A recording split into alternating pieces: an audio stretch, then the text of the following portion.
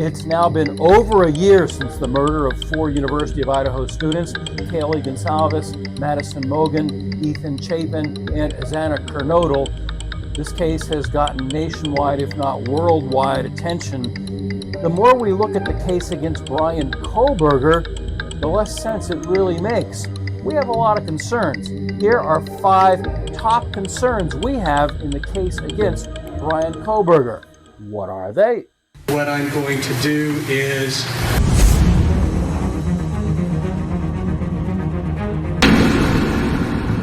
I'm Lainey Law. And I'm attorney Andrew Myers. And today we have our guest, Doug Cope, and we're going to be discussing 5 more Kohberger head scratchers. Doug, how are you doing today? very good, very good. I am amazed that you could come up with 5 more instances in this case that you're asking questions about. You have delved into this case more than anyone on the face of this planet. Well, I don't know about that, Doug. I don't know about that. I mean, if you look at the probable cause affidavit, there are so many discrepancies. If you read the newspaper, there's so many discrepancies. If you read our comments, everybody's mad at us. People are saying that the gag order has backfired because since there's such a vacuum of information, I'm not going to say people are making it up, but people are, just scratching their heads at what little bit of evidence is out there and just saying, oh my goodness, what? And as an attorney, I've got to say, yes, I know there must be integrity in the prosecution. And as a former reporter like you were for years, Doug, I know that police don't want to talk, but I think this case has taken it to the extreme. I don't know if you agree or not. Well, I kind of do. I mean, this case really has spread throughout the country. I mean, it's like wildfire in terms of people's interest in it. So it is with great interest that I wish to hear these 5 new points that you have come up with.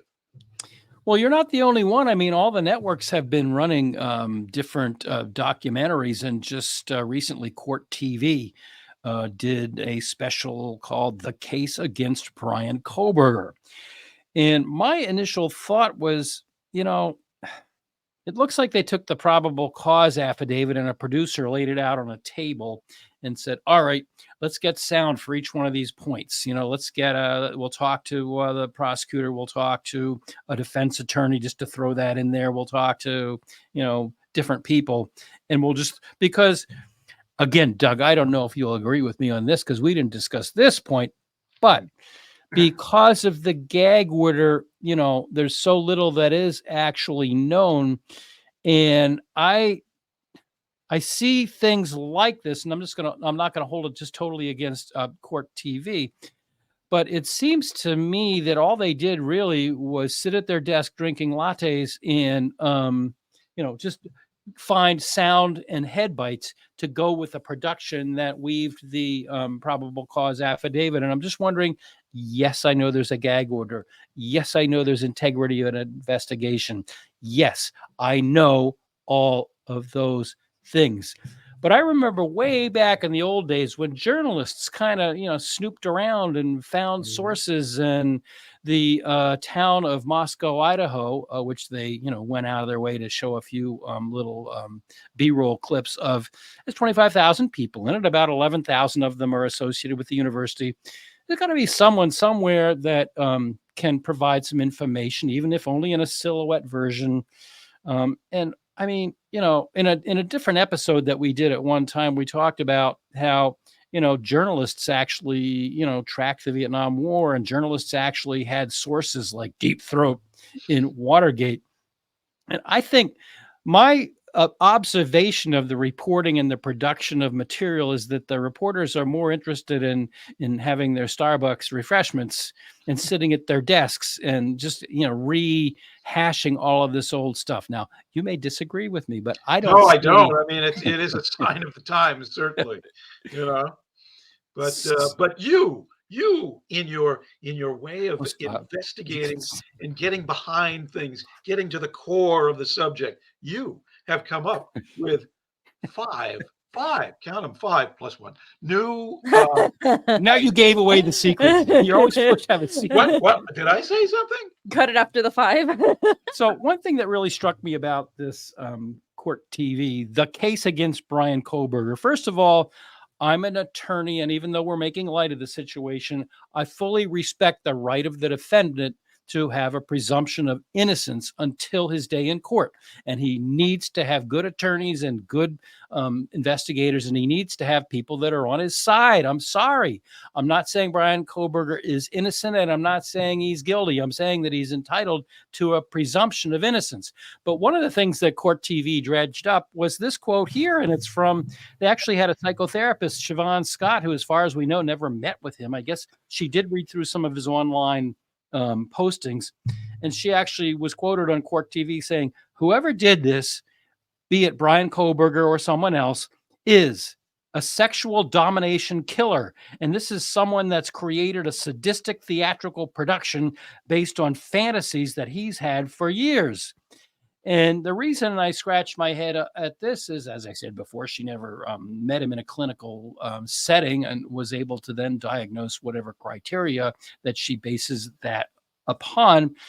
But the other issue is that the police early on, when they were still talking, said that there was no evidence whatsoever at the scene of a sexual assault. So I don't know. It's just, well, the question, I guess the question you are asking, of course, is what does she base this on?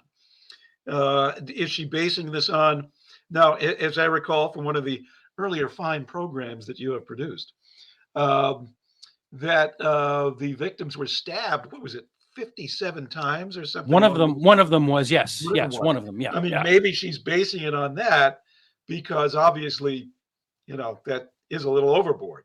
But, again, for someone who has not interviewed Kohberger and just read about the case, I guess she is basing her assumptions on other cases that have come up previously.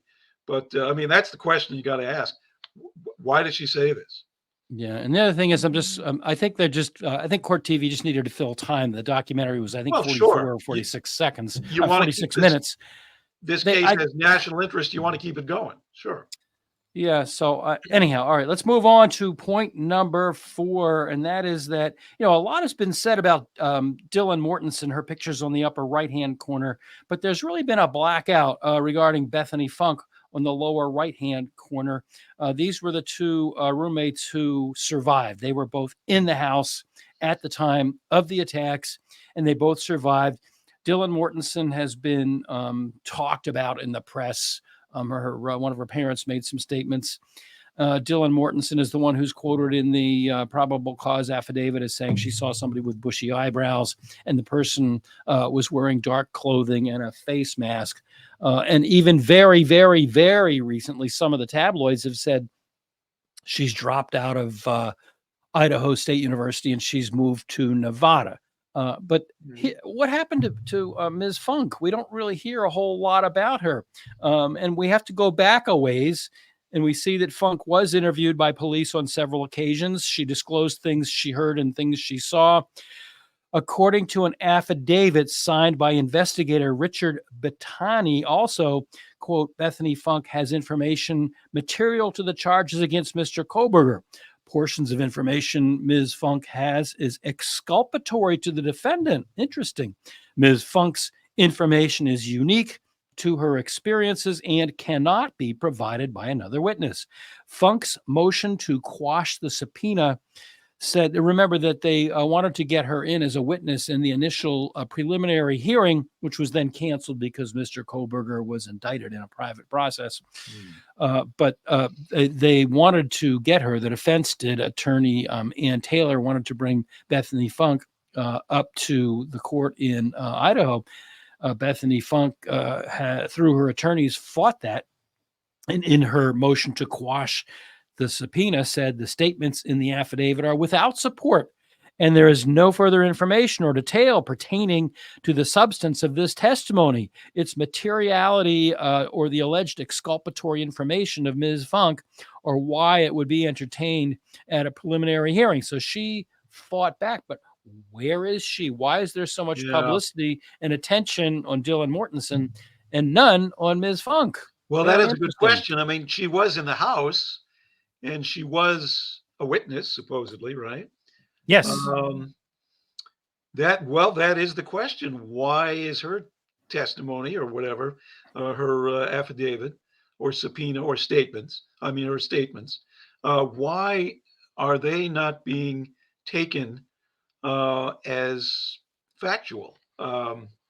Let's take a look at one of the statements she made. She made a statement, according to this affidavit, Bethany Funke allegedly witnessed a naked man running out through the rear sliding doors on the night of the murders. And this is in the affidavit of the criminal investigator, Richard Batonti, who was working for Kohberger defense attorney Ann Taylor. So this is contrary to what is in the probable cause affidavit that Dylan Mortensen said it was a man that was wearing black clothing.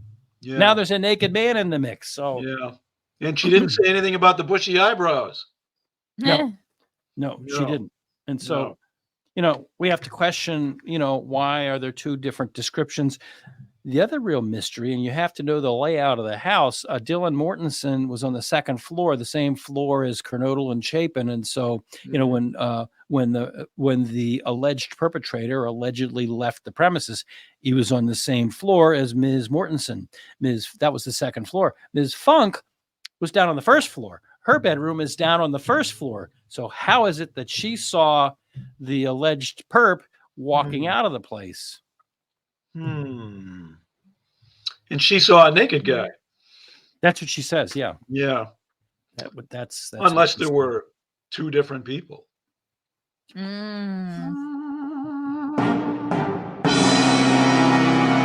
Exactly. Which is something that a lot of people mention in our comments and ITs before, saying that everybody's mad at us. No, a lot of people are really happy with us, and a lot of people put their own theories. But a lot of the comments too say that this is crazy to think that one person could have got these four people in such a short span of time. Yeah. It's nuts. Okay, the next thing I just wanted to take a look at briefly. As an attorney, it's important to follow what's going on with this case. The motion to dismiss was denied. I did watch some of what was Judge was still allowing cameras in the courtroom for portions of recent hearings, and one of the hearings was this motion to dismiss. And that's mostly pro forma, though, isn't it? Yeah.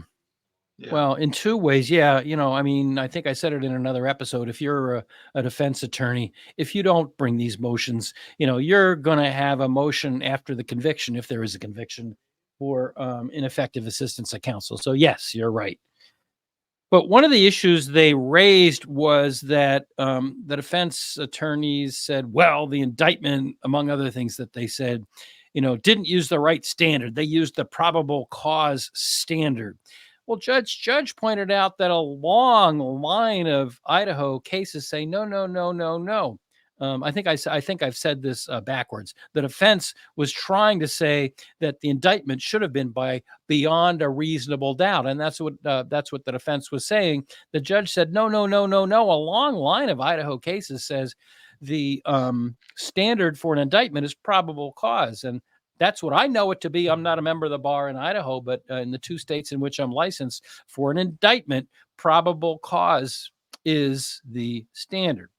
So you're right, Doug. That was a pro forma kind of a thing, but it generated a lot of controversy because the hearing was also accompanied initially by the other issues, including whether cameras will be in the courtroom and the IGG, which we're going to get to now.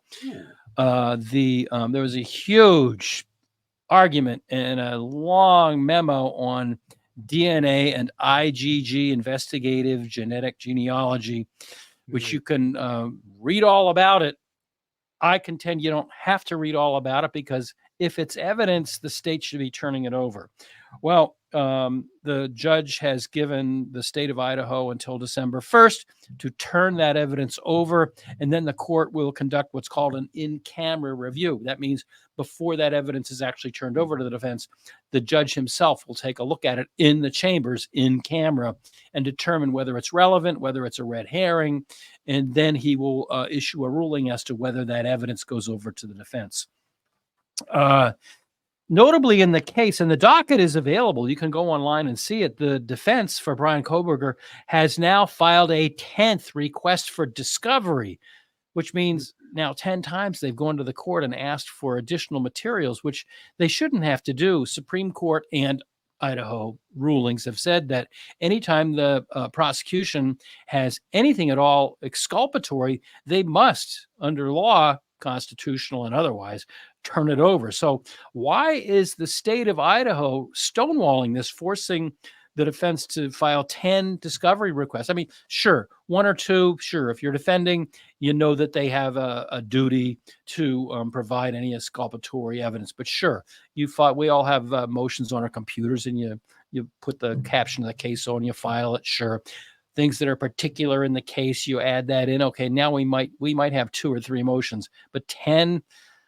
That's just a little bit ridiculous. Why is the state of Idaho forcing the defense to come up with 10 different motions for discovery? Well, perhaps the state doesn't want the defense to perhaps realize that maybe their case is not exactly ironclad.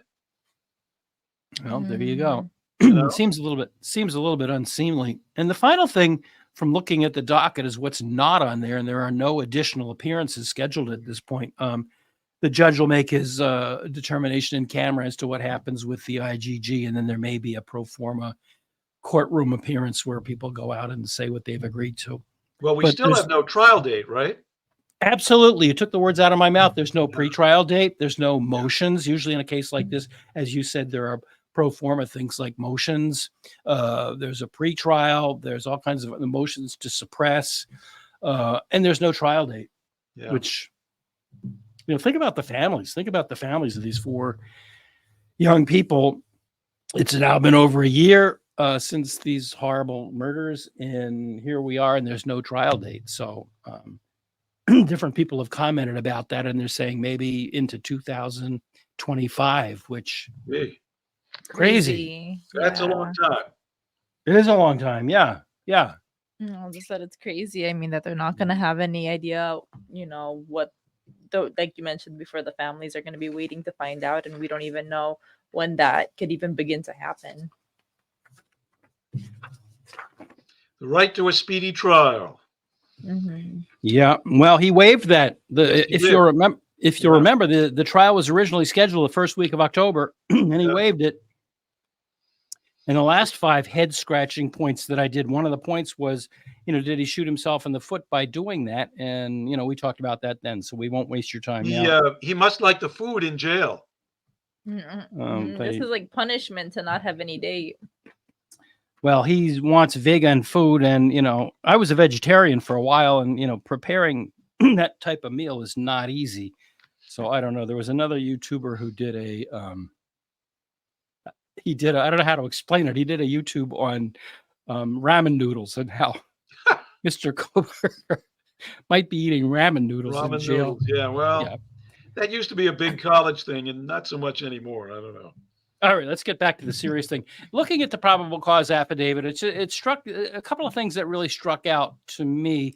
One is legal writing. Judges don't want a lot of verbiage. They don't want a lot of mumbo jumbo. We are now all, as attorneys, taught to write plain English for lawyers, because the courts don't want the old-fashioned, Latin and prolix things that go on for pages. They want people to make a point and make it quickly. What's relevant? What are the 3 points or the 5 points or the 8 points that make your argument? Sum it all up in a conclusion. Bada bing, bada boom. You don't waste my time because I have 90 other cases I've got to deal with. Well, there's a hanging paragraph in this probable cause affidavit that doesn't really go to the need for probable cause. I mean, there's a lot about the car circling around and about the DNA test that they did and the gun and the knife sheath, and all of that is relevant, and all of that's in there, and the cell phone pinging. But amongst all of that, which narrows it down, and those are points that go to a probable cause hearing, in my opinion, here's a hanging paragraph. It's one of those things that doesn't fit with the others. And what it says is, on the evening of November 12th, 2022, Chapin and Kernodle are seen by BF, that's Bethany Funke, at the Sigma Chi House on the University of Idaho campus at 735 Nez Perce Drive from approximately 9 p.m. on November 12th to 1:45 a.m. on November 13th. Bethany Funke also estimated that at approximately 1:45 a.m., Chapin and Kernodle returned to the King Road residence. Bethany Funke also stated that Chapin did not live in the King Road residence, but was a guest of Kernodle. Now, what does any of that have to do with the facts that require a finding of probable cause? The only comment I'll make, and then I'll turn it over to you two. Call me a conspiracy theorist all you want, and you both have accused me of being a conspiracy theorist in the past, but why are they telling us all about this extraneous information that's not germane to the finding of probable cause? Are they hinting to us that there's something to the things we've heard about the fight between Ethan Chapin and another guy at that fraternity? The other guy being mad at Ethan because the other guy liked Kernodle, and there was a fight over there. Am I a conspiracy theorist, or are the police giving us a little bit of a tidbit? Hey, guys, keep your eyes on this. There's something out there. Well, maybe. I mean, usually when somebody's trying to say, I mean, this is like a lot about nothing, perhaps. I don't know. It's kind of a smoke screen, but I don't know. You may be right. I mean, it is not the plain English, perhaps, that lawyers are supposed to write, as your book would seem to indicate. But yeah, maybe they're just dangling some little pieces out there and hoping somebody puts those little pieces together. And what about this last sentence here? This is totally unnecessary for a finding of Yeah, probable didn't live cause. there. Yeah. Bethany Funke also stated that Chapin did not live in the King Road residence, but was a guest of Kernodle. What does that have to do with anything other than Yeah. that, maybe there was something to the people in that fraternity were just so mad at Chapin that Chapin didn't feel safe going home? Now, I don't know. I wasn't there. I can't really say. I've read a lot of things that other people have said or written about Ethan Chapin and the people over at the fraternity. And I just wonder, does that sentence that Chapin did not live in the King Road residence, but was a guest of Kernodle? Okay, they're college kids. They want to stay overnight. I get it. Sure, I get it. But, did Chapin not feel comfortable in his own place that he had to get out of there? I mean, I don't know. It's just, I Yeah. thought it was Yeah. You're right. I mean, you're right. It doesn't seem germane to the rest of the paragraph, but Mhm. to be who fair, knows? there was another paragraph about Kaylee and Maddie, going to the Corner Club bar and then to the Grubhub truck. I saw that as being a little bit more germane because those facts give a little bit of context to their arrival back in the house. It's just the thing about the fraternity just seemed to me maybe, and I may well be reading too much into this. We'll revisit this, in the coming months and years. I'm So, sure. so those are our With 5 more five. facts. What? No, you said we'll revisit this in the upcoming months and years, and I said with our 5 more facts. Well, this is a case that just has a lot of people wondering what's going on. So I said there'd be 5 points. Here's the bonus point. The Oh, probable, bonus. So exciting. it's been a while. I read the probable cause affidavit when it first came out back in January, being the newsie that I am, more newsy than lawyer. I read it and, stored it away somewhere. Then I've listened to other podcasters talk about it. And so I looked at it again. Okay, yeah. So what? Yeah, he was driving around in his car. His phone pinged. There's DNA on the knife sheath. Okay, fine. Wait a minute.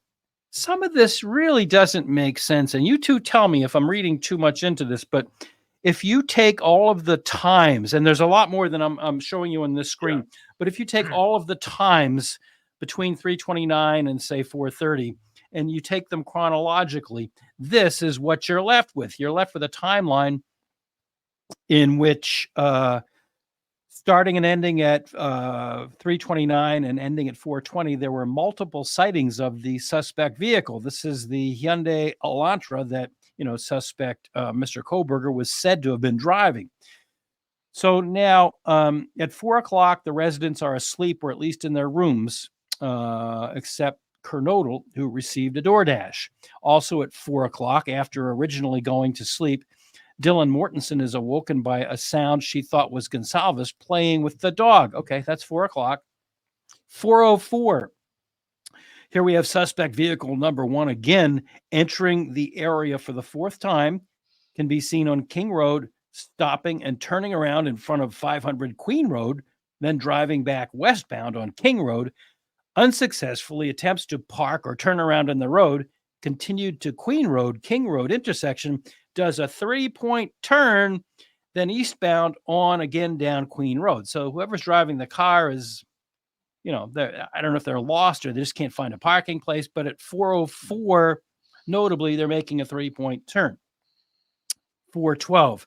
Kernodle likely is awake and using her TikTok app. According to forensic records, they can all tell what we're all doing at all times. We've covered that in a number of these episodes. 4:17. Neighboring security camera less than 50 feet away picked up distorted audio, what sounded like voices or a whimper, followed by a loud thud. A dog was also heard barking. 4:20. Suspect vehicle 1 is next seen departing the area of King Road residence at a high rate of speed. Now, on page 5, paragraph 2 of the affidavit, investigators say they believe the homicides occurred between 4 o'clock and 4:25. But wait a minute. Between 4 o'clock and 4:25, the suspect vehicle is making a 3-point turn, apparently lost or looking for a parking place. We don't know, but the fact is at 4:04, it is making a 3-point turn. Skip down to 4:20. Suspect vehicle 1 is next seen departing the area of King Road residence. So that means that car was there for only 16 minutes. 20 minus 4 is 16. Is my math right? You just took calculus. Oh, gosh. Okay. That's The pressure. 16 minutes. Now, it's got to take 2 or 3 minutes to get in the house. Benefit of the doubt, let's say 2 minutes. So now we're down to 14 minutes. And it must have taken at least 2 minutes to get out of the house and get into the car, right? Yeah. So now we take another 2 minutes. So now we're from 16 to 14 to 12 minutes. Is anyone going to tell me that these 4 crimes took place, and we're not going to get into the details again, that was all done in 12 minutes? Is anybody going to tell me that? No. I mean, when you also put in the idea that Brian hasn't been into this house, when you're looking around the house, you got to also add another 2 minutes for accidentally walking into the bathroom instead of a bedroom. It's just like, how do you even know where you're going unless you've been inside this house before? It's like, I can't do anything in 10 minutes. I can't get ready to leave in 10 minutes, let alone, do away with 4 people. I don't know. And like another interesting thing is like between 4 and 4:25, the car leaves at 4:20. So that's an extra 5 minutes of suspicion for where the homicides could have occurred. A 10-minute time span about is insane just to do anything even. I can't even like make a bagel in that time. No, Yeah, me the neither. timeline is really suspect here. It doesn't leave much time for perpetrating the crimes. But again, maybe you have to ask the question: was there just one assailant, or were there more? Mm-hmm. Another point about this timeline, 16 minutes from the 3-point turn to the vehicle leaving. And I think I'm being it's going to take more than 2 minutes to get out of a car and go into the place. And it's going to take more than 2 minutes to get out of the last bedroom the perp allegedly went into to go out to the car. What about cleanup time? What about this Dickies that they say he got at Walmart? I mean, how do you commit these crimes that are gruesome and bloody? And there was blood trickling down the wall outside of the place. How do you commit those atrocities in that amount of time and then clean yourself up to the point where you're in a car driving away, 12, 14, 16 minutes later? It can't be done. I'm sorry. It's just that you're right, Doug. The timeline is suspicious. And the problem with that is The problem with that is, do we write stuff sometimes that we wish we hadn't have written? Sure. Do we say things sometimes we wish we hadn't have said? Sure. But this is an affidavit by one of the investigators, one of the Moscow Police Department police officers, who, if he doesn't, if prosecution doesn't put him on the stand, the defense sure as heck will put him on the stand and say, really? Because I guarantee you, between now and the date of the trial, someone somewhere is going to scratch their head and say, wait a minute, we can't, this is rubbish.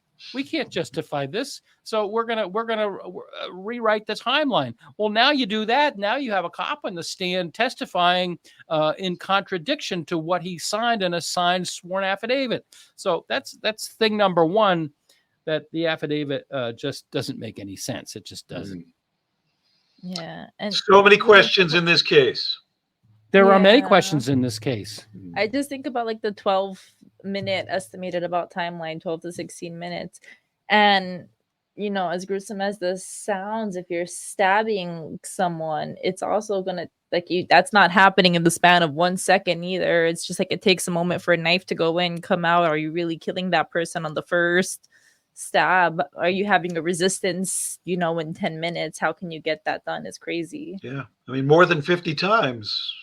And remember that this is a probable cause affidavit that we're talking about, and it goes into the court, and a judge in Pennsylvania took a look at it to authorize the law enforcement to go into the Kohberger house in Albrightsville, Pennsylvania, and break all the windows and nab him and go through the trial, you know, do all the things that they did over there.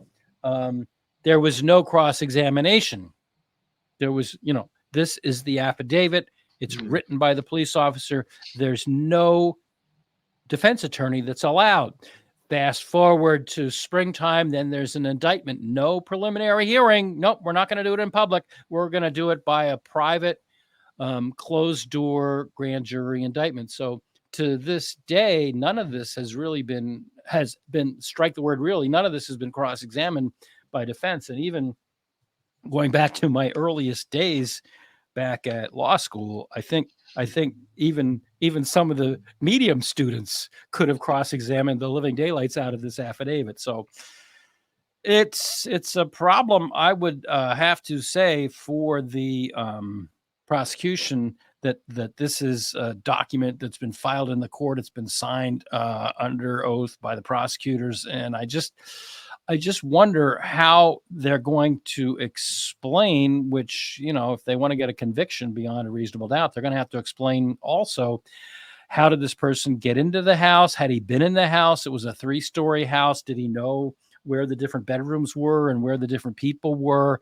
And how do you do all of those things and clean yourself up to the point where you get into a car such that the car's nabbed 6 weeks later and there's not a drop of blood or DNA or anything in it? Yeah. How does any of that happen? I don't know. Those are just some things that make me look at this case and really wonder, and make me really think, you know, I don't know. I really don't. And it's weird too, because it's like we have the bedrooms and he's going through the bedrooms on the second floor. I believe you said Dylan's room was also on the second floor. So how does he know which rooms to go into, and like why to avoid that room or Dylan's room? Why wouldn't he have gone into that one also? Is weird. It's a bizarre case. It's bizarre, as we say. Bizarre. Yes, it is bizarre. Bizarre. They say that it was a targeted thing. So, you know, who was the target? Was it Kaylee, as some have suggested? And then Madison just happened to be in the same bed as her. And so, you know, then why are Ethan and Xana included? They just happen to be up and awake and playing TikTok. And if that's true, that there had to be collateral damage, why, you know, and thank God she wasn't. It's bad enough as it is, but why wasn't Dylan Mortensen, you know, also, you know, taken out? It just, you know, it doesn't make any sense that somebody that's allegedly, again, committed 4 atrocious murders is going to leave with a witness standing there that just saw him leave. So I don't know. My closing thought is that the biggest issue in this case is everything we just said is a big issue, but the biggest issue is that 8-hour delay between the alleged times that we've just gone over. For the benefit of the doubt, we'll say 4:30. Okay. the thing wasn't reported until 11:58 to the police. And people have really strong feelings one way or the other. What kind of an attorney are you if you don't understand, if you haven't gone to a bar and drank all night and then slept until noon the next day? What kind of an attorney are you that you don't understand? And then on the other hand, we get really strongly felt people, Doug, in our comments section. I don't know if you read them. We got really strongly felt people saying, she's a young girl. How can you understand, unless you've been in her shoes, unless this has happened to you, unless they disqualify us from the conversation. How dare you, mention what this girl was going through? She's a young girl and she was in a shock phase. So people have really strong feelings one way or the other. They do. Mm-hmm. I'm amazed at the national interest and the staying power, if you will, of this case.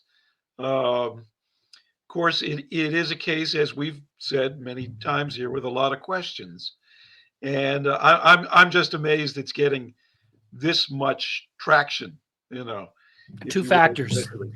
Two factors. I remember when this happened last in November 13th of 2022.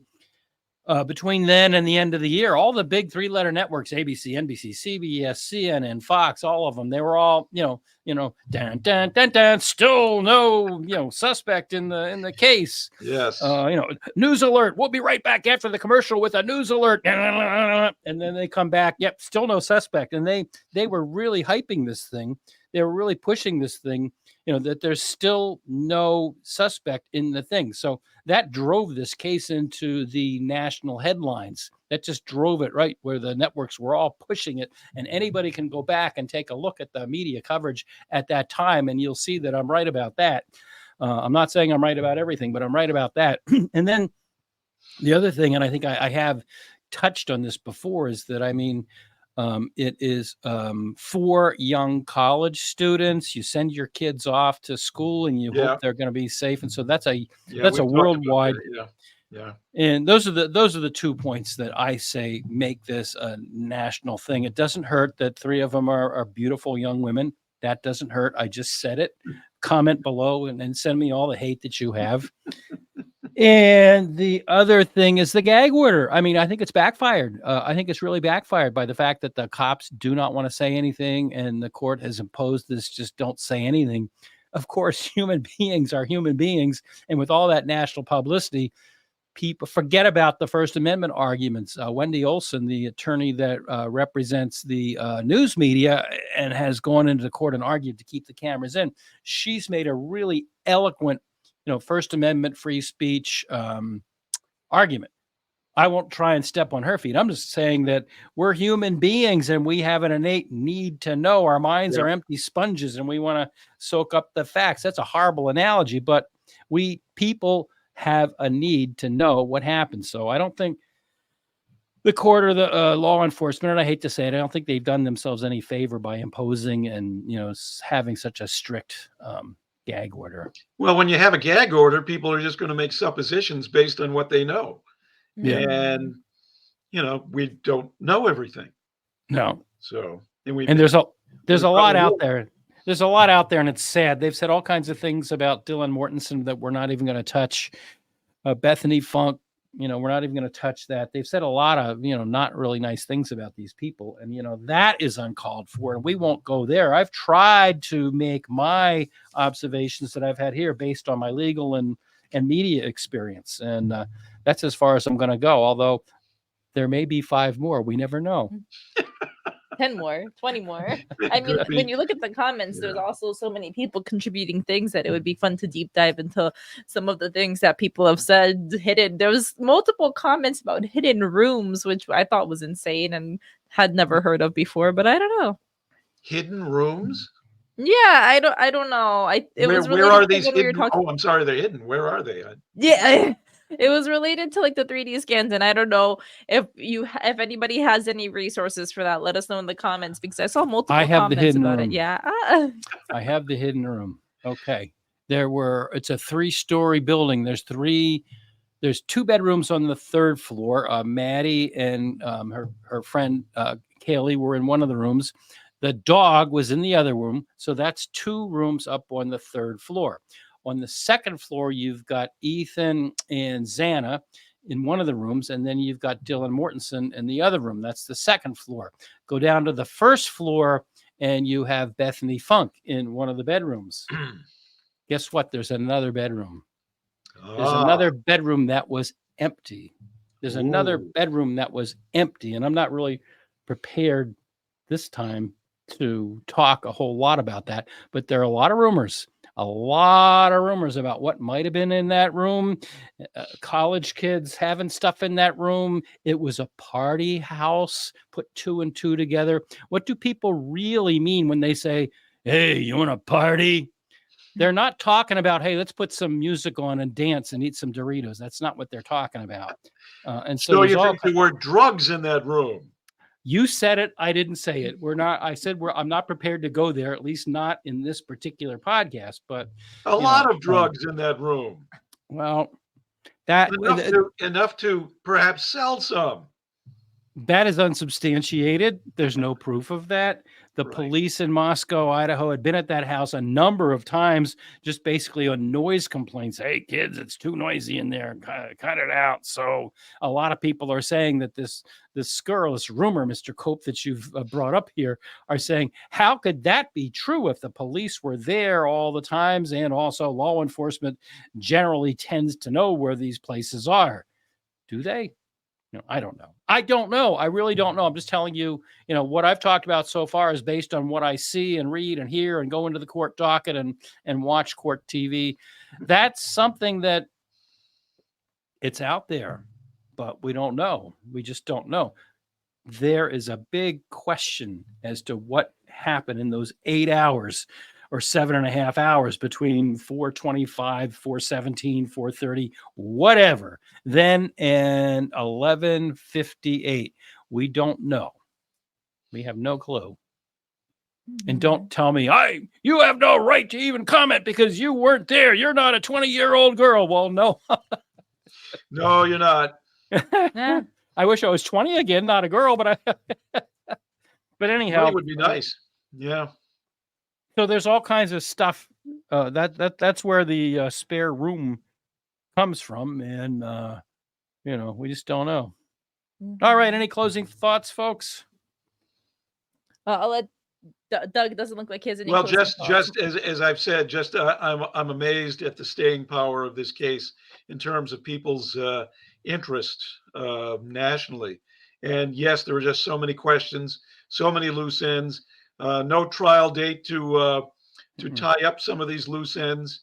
So no doubt there will be several more programs produced on this particular case. And we'll be calling on you for your expertise. And certainly. Well, I am just basking in your glow. That's all I'm doing. Oh, please. Before we end, I do want to say a thank you so much to everybody who's been liking and commenting the videos. Thank you so much to our friend on YouTube, Harsh Reality. We saw a lot of people commenting, saying that you came over from Harsh's channel, Harsh Mellow. I saw a comment or two referring to him as, and we wanted to say thank you guys so much, and we appreciate that. Also, thank you everybody who has been subscribing to the channel. We were aiming for 1,000 subscribers by the end of the year, and you guys have blown it out of the park. We now have 1,800 plus, and our dear podcast host Andrew was pretty bummed out that he wasn't going to get a plaque for 1,000 subs. So in all my artistic pride, oh my god, it's still a little questionable. I didn't know air dry clay took 2 days to dry, but is that made of gold? It's delicate. It's floppy. Might break in half, but there you go. Yay! We have our play button. Oh, I moved my camera. It fell. Be careful it doesn't snap in half. It's a little flimsy right now. Yeah. Thank you so much. I love it. So we have our bronze play button, our copper play button. So yeah, I want to say thank you to Harsh also, because you did mention us on your podcast. Your podcasts are really excellent for a guy that's over across the pond. You really have dug into the details of this case, and you do a lot of reading. It's obvious that you do a lot of reading and research, and you really know what you are talking about before you open your mouth, unlike a lot of podcasts. So it's really informative, but also entertaining to watch you. So I do look forward to doing some collaborations. But before then, don't throw a spanner in the works. Oh, and thank you guys so much. Thank you for all the love and support, and we really appreciate it. And even though we tease some of the comments, a lot of you guys have a lot of great things to say. I will give a special shout out to all the Susans in the world. I've noticed so many commenters' names are like Susie and Susan, and you have some great stuff to say. So shout out to all the Susans and everybody else who has wonderful feedback. And thank you, Doug, for joining us on another episode, of course. Thank you. Have a good day.